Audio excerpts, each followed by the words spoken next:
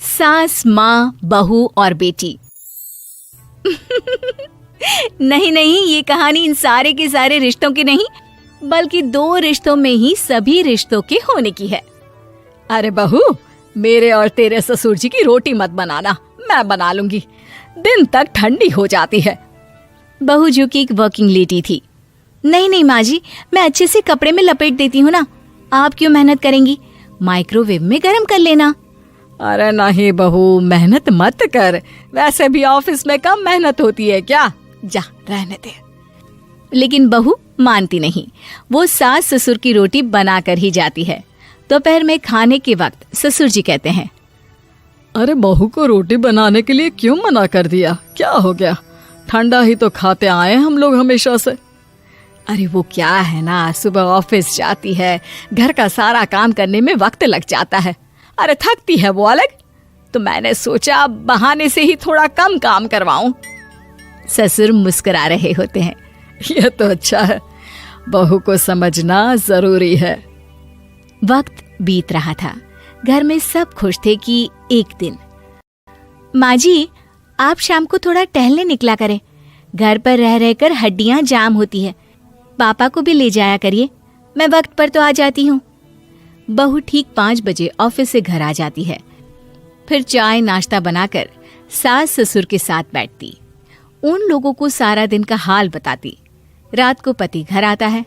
क्या बात है बेटा, ऑफिस से आकर कभी हम लोगों के साथ भी बैठा कर।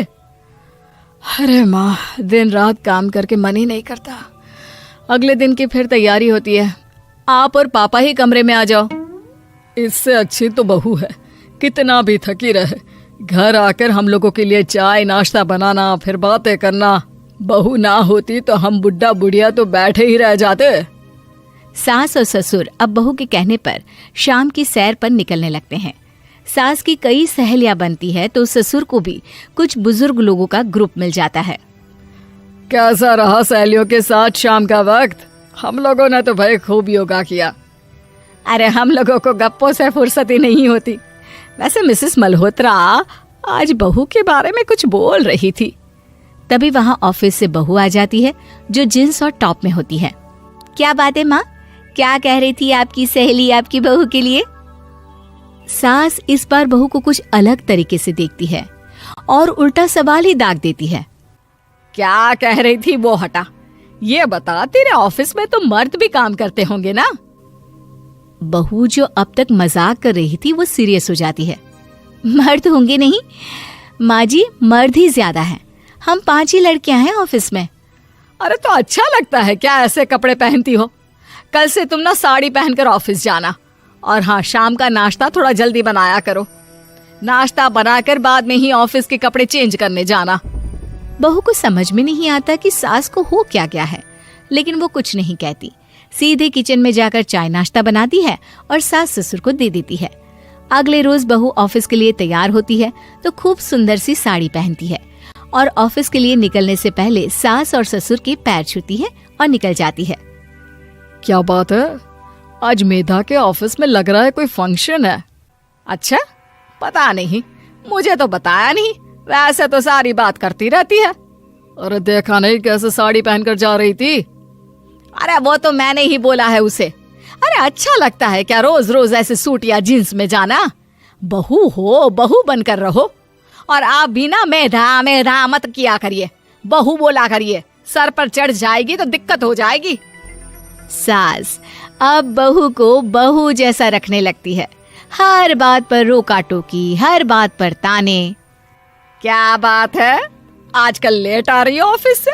अरे चाय के लिए भी देर हो जाती है, हम लोग फिर पार्क में भी देर से पहुंचते हैं। सभी की बहुएं वक्त से चाय नाश्ता करा देती है अपने सास ससुर को, बस एक तू ही है जो उस वक्त ऑफिस से निकलती है। माँ जी, वो एक रास्ता पुलिस वालों ने न जाने क्यों बंद कर रखा है, जिसके कारण ट्रैफिक ज्यादा हो जाता है। मैं कोशिश करूंगी कल वक्त से पहले निकल जाऊं। ससुर देख रहे होते हैं कि बहू अब परेशान सी रहने लगी है। एक रोज, मेधा, बेटी मेधा। जी पिताजी। बेटा देख जरा कौन सी टी शर्ट अच्छी लग रही है।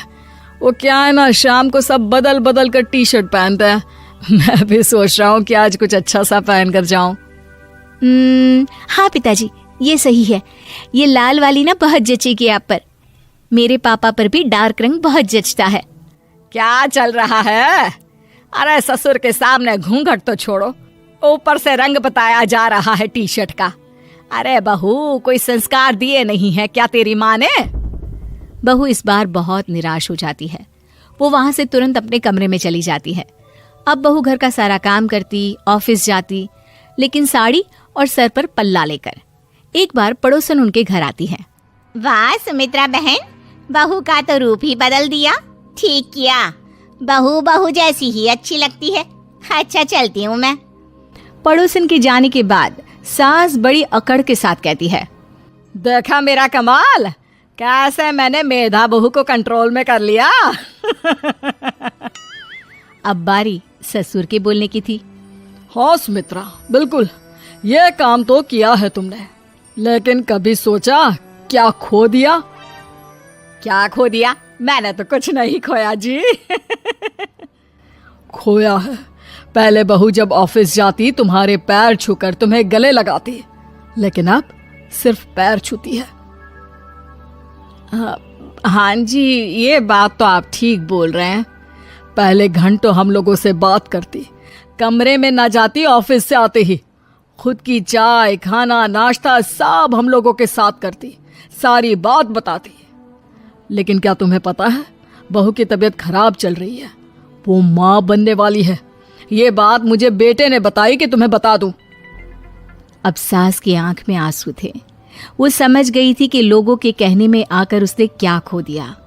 शाम को बहू घर आती है तो माँ किचन में पकोड़े तल रही होती है। अरे माँ जी, आप रहने दीजिए ना, मैं आ तो रही थी। अरे नहीं, जा तू चेंज कर ले, मैं नाश्ता और चाय टेबल पर ही लगा रही हूँ मेधा। सास के मुंह से अपना नाम सुनकर बहू को बहुत अच्छा लगता है। माँ जी, कोई गलती हो गई है क्या? मेरे होते हुए आप काम करे, ये ठीक नहीं है।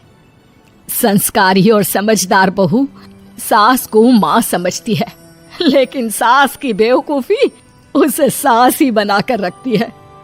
बहू, मुझे भी थोड़े संस्कार और समझदार बनने का मौका दे, जिससे मैं भी बहू नहीं बेटी को देखूं तुझ में। और हाँ, मेरा होने वाला पोता क्या कहेगा कि दादी ने तो मेरी माँ को बहुत परेशान किया। बहू सास को गले लगा लेती है। नहीं माँ जी, वो कहेगा कि माँ को तो दादी ने बेटी बनाकर रखा है।